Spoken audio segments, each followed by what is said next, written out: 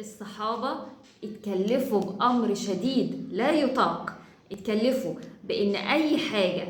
هيفكروا فيها في عقلهم أو في قلبهم هيتحاسبوا عليها، وراحوا لسيدنا النبي قالوا له ما لنا طاقة، ما نقدرش نتحكم في ده، ما نقدرش نتحكم في لغتنا الداخلية للدرجة دي. سيدنا النبي قال لهم لا تقولوا مثل ما قال أهل الكتابين سمعنا وعصينا، ولكن قولوا سمعنا وأطعنا غفرانك ربنا وإليك المصير. والصحابة امتثلوا الأمر الله سبحانه وتعالى وقالوا سمعنا وأطعنا، وينزل الأمر بالتخفيف وتنزل خواتيم سورة البقرة: آمن الرسول بما أنزل إليه من ربه والمؤمنون كل آمن بالله وملائكته وكتبه ورسله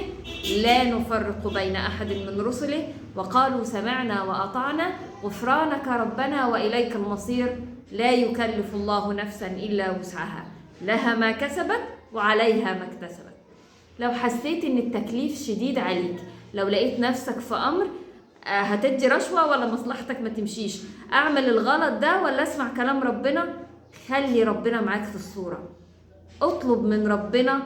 إنه يرشدك، اطلب من ربنا إنه يهون عليك، قول له يا رب أنا مش قادر على الاختبار ده، الاختبار ده صعب عليا، بس خليك مع ربنا، ساعتها هينزل التخفيف عليك.